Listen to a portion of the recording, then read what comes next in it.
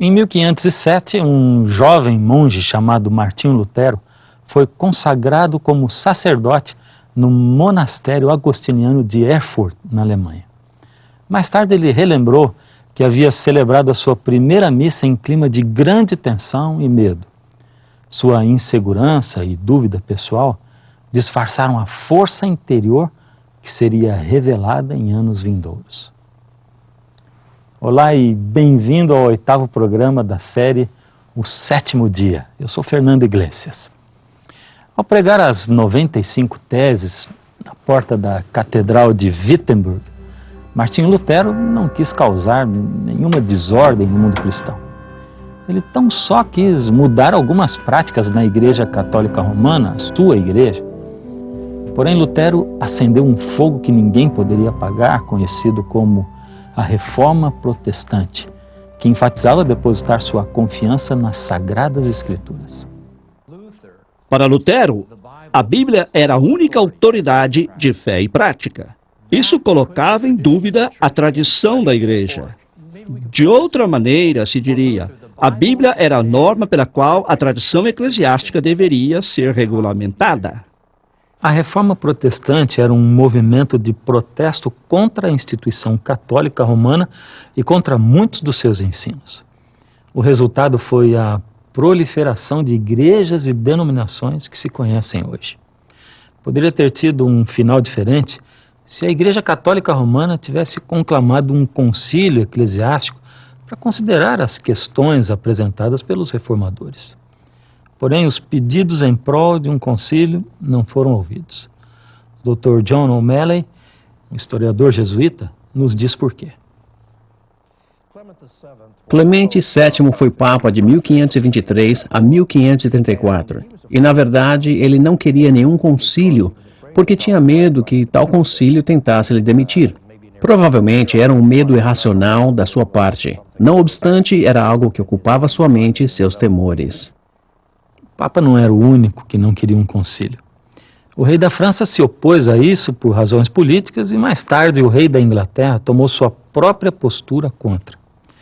A pressão por organizar um concílio aumentou até que em 1545 os líderes católicos viajaram à cidade de Trento, aos pés dos Alpes, no norte da Itália. Por 18 anos, o Concílio de Trento debateu sobre os assuntos mais graves que a Igreja Católica Romana jamais havia enfrentado. O primeiro assunto substancial que se tratou no concílio foi a questão da autoridade. Isso tinha que ver com o papel das Escrituras e o papel das tradições da Igreja. Gaspare de Fosso, arcebispo de Reggio Calabria, reafirmou a postura convencional da Igreja ao acusar os protestantes de rejeitarem a supremacia católica romana. Os hereges desta época estão tentando derrubar a autoridade da Igreja. Eles dizem que as Sagradas Escrituras são o fundamento da fé. Porém, é a Igreja, afinal de contas, quem tem autoridade sobre as Escrituras. A Igreja é que nos dirige às Escrituras, as declaram divinas e as interpretam fielmente quando são difíceis de entender.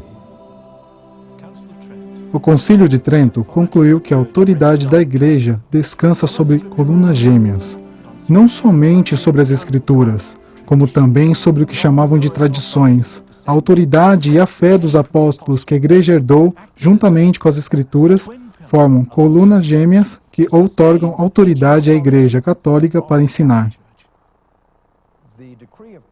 O Decreto de Trento relativou essa questão da autoridade. Começa dizendo que a fé ou a prática da igreja está baseada no ensino e na pregação de Cristo e dos apóstolos. Esta chegou a nós de duas formas: a tradição escrita, ou as Sagradas Escrituras, e também as tradições não escritas, que se originaram no tempo dos apóstolos. Aí está a postura fundamental que ainda separa a Igreja de Roma da maioria das igrejas protestantes. Ao confirmar a autoridade da tradição não escrita, os bispos do concílio legitimaram muitos ensinos e costumes não bíblicos. No decreto do concílio não se menciona qualquer tradição especificamente. Porém, sabemos pelas abordagens que um dos assuntos que os bispos tinham em mente, por exemplo, era o batismo de bebês.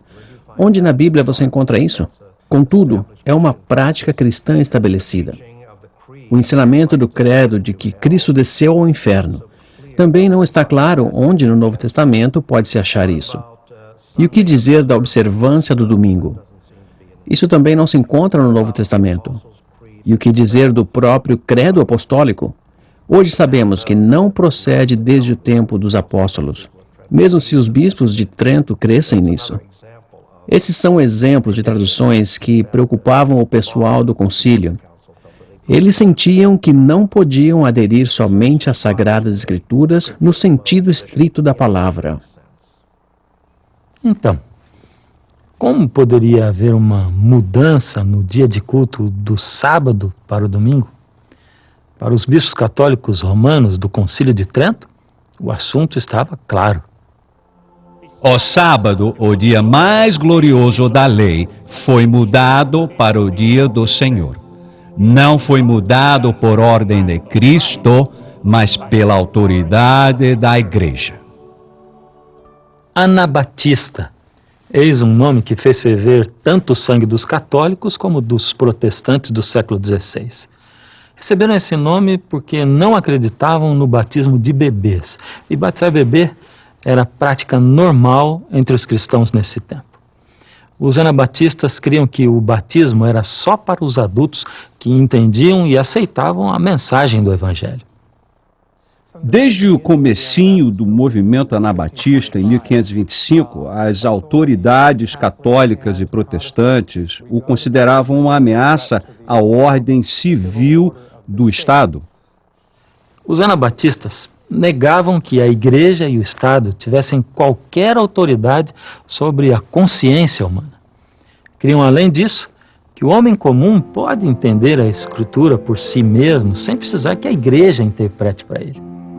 Além do mais, a única Igreja verdadeira é aquela descrita no Novo Testamento, a Igreja de Jesus Cristo e os apóstolos. Isso era muito diferente do parecer católico romano e muito mais radical do que a opinião dos protestantes. Os anabatistas entendiam que o seu movimento renovador era uma tentativa de restaurar a verdadeira igreja sobre a base dos ensinos de Cristo e também sobre o modelo da igreja primitiva, como é apresentada no livro dos Atos. Alguns historiadores creem que Andreas Bodensson von Kaldstadt foi pioneiro do movimento anabatista.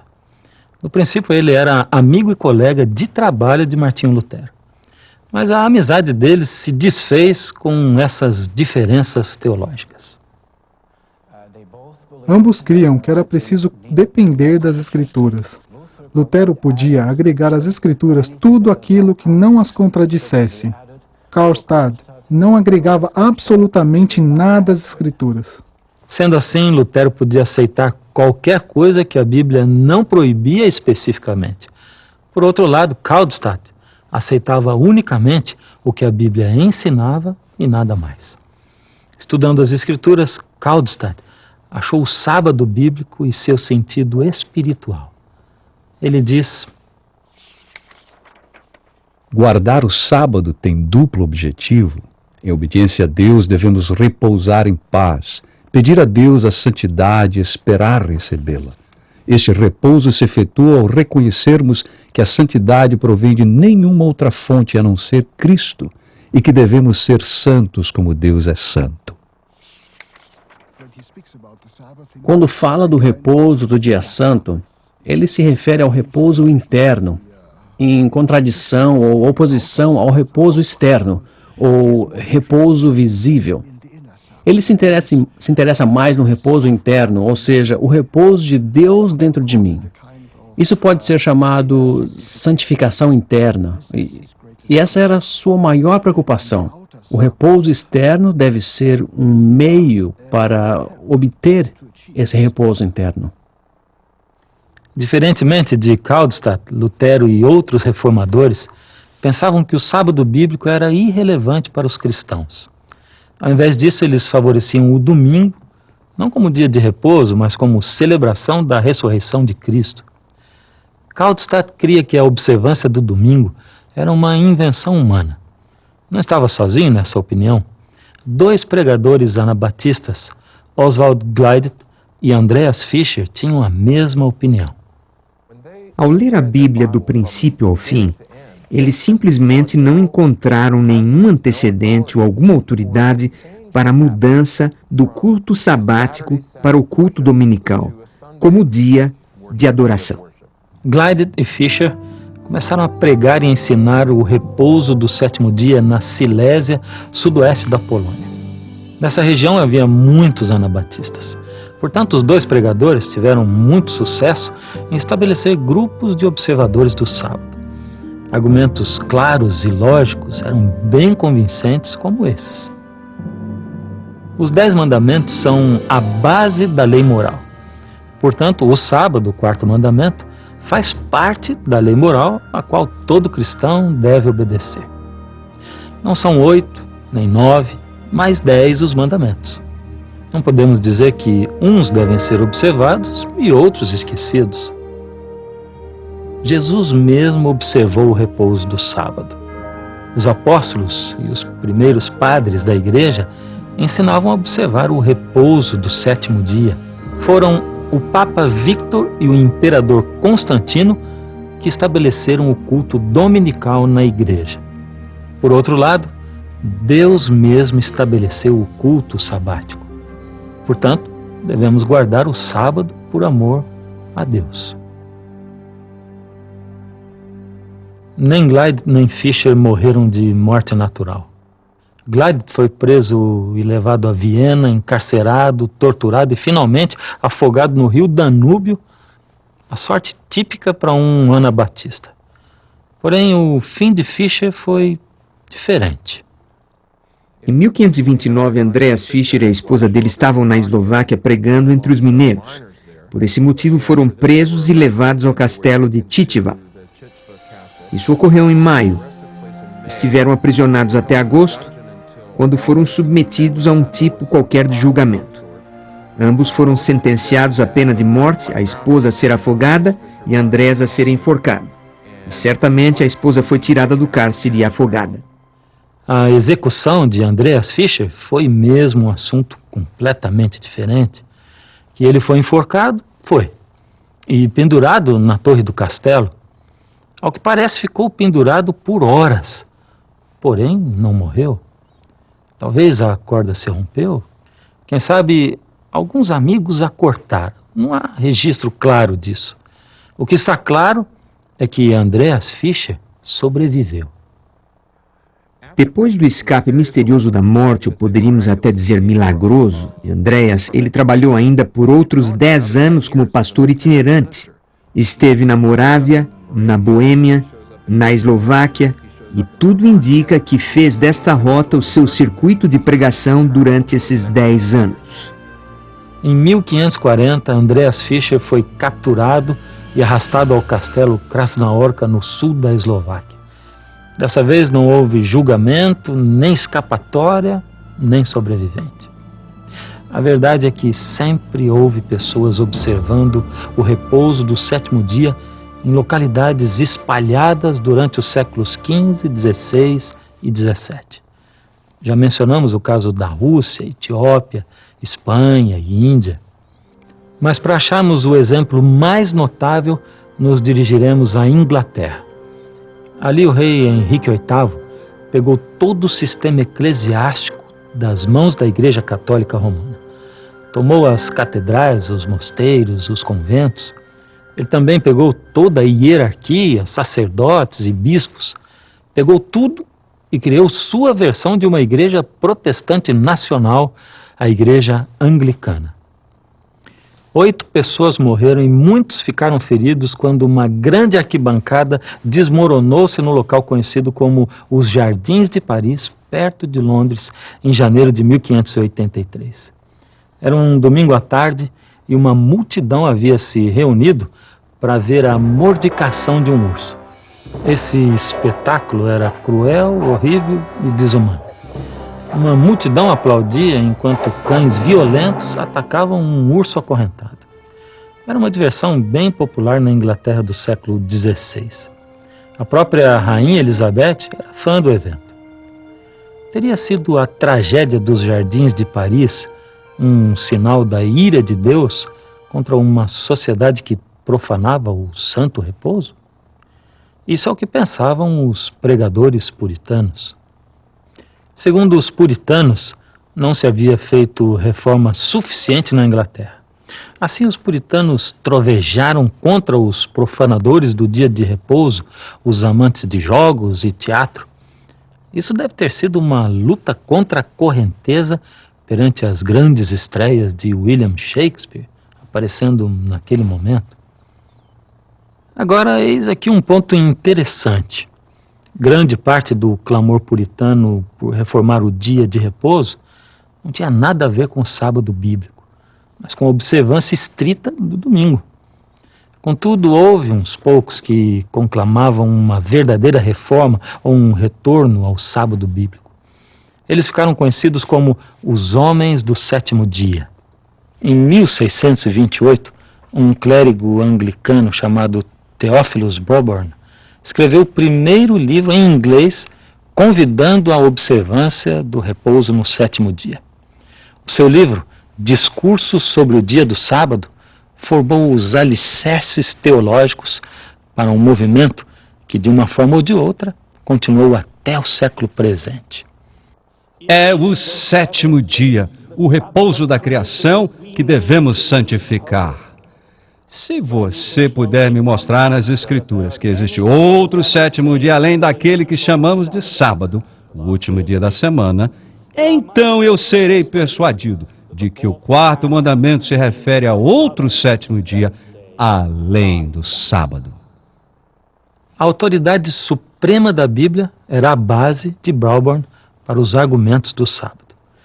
Ele insistia que o sábado é o sétimo dia da semana estabelecido pelo Deus Criador, o dia de repouso dos 10 mandamentos. Não me importa se você guarda o sábado, domingo ou a segunda-feira como dia santo. Porém, se respeitamos a Deus e as suas Escrituras, honremos o dia da sua própria escolha e não outro dia. O que ele disse tem nexo. Em 1660, o pastor Broborn publicou um panfleto no qual dizia que, naquela época, o maior conflito na igreja anglicana era a questão do sábado e do domingo. Então, sua maior esperança era que a igreja toda se convertesse da observância dominical ao repouso do sétimo dia. A ênfase principal de Broborn no tocante ao dia do repouso era o relato bíblico, desde a criação até os 10 mandamentos nos ensinos de Jesus. Nas obras dos apóstolos durante o primeiro século da igreja, não houve mudança nenhuma do dia, de maneira que o pastor Broborn sustentava que a igreja deveria adorar no sétimo dia. A teologia do sábado do pastor Broborn era essencialmente cristocêntrica. Além de respeitar o sábado como memorial da criação, ele também respeitava-o como sinal da redenção de Cristo. A postura oficial da igreja era que o quarto mandamento pertencia à lei cerimonial que ficara sem efeito com a morte de Cristo na cruz.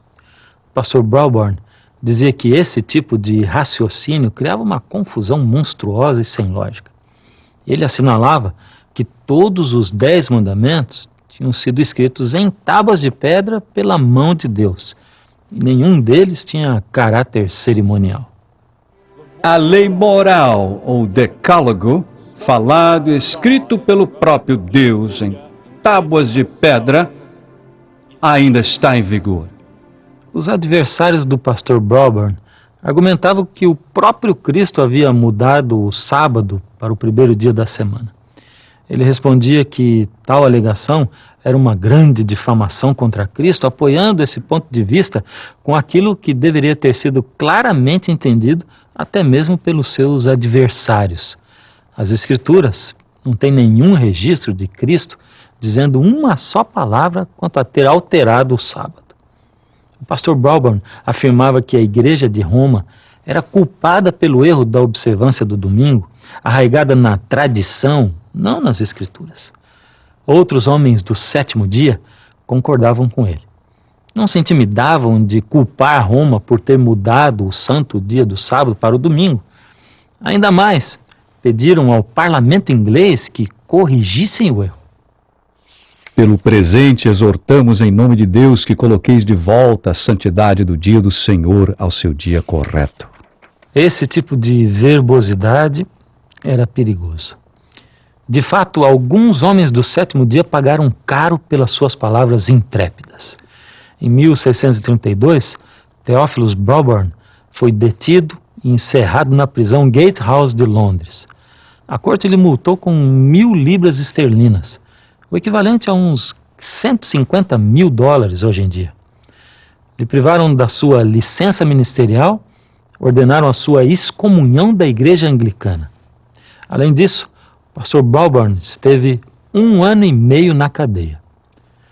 Porém, nem a corte nem a prisão podiam desviar o pastor Broadburn e os seus homens do sétimo dia do seu propósito. Tiago Ockford era um batista que morava na cidade de Salisbury.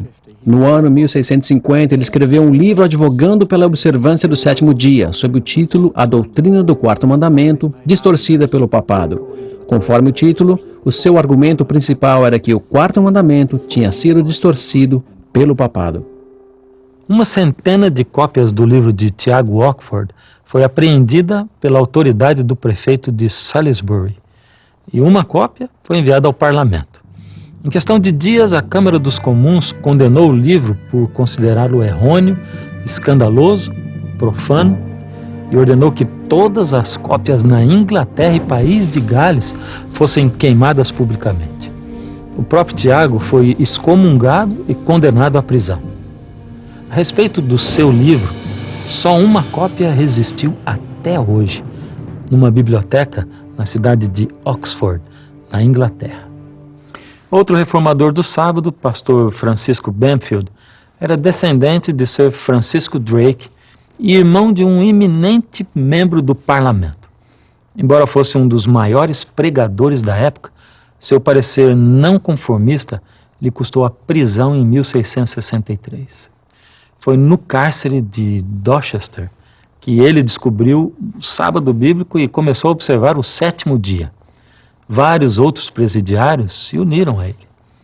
Depois de ser solto, o pastor Bamfield se tornou um grande proponente do descanso do sábado. Foi a Londres e procurou organizar uma aliança de congregações guardadoras do sábado. 10 anos depois, 1683, ele foi detido enquanto pregava a sua congregação em Londres. Ele morreu na prisão 1 ano depois. Apesar das dificuldades e da perseguição, o movimento do sétimo dia prosperou na Inglaterra do século XVII.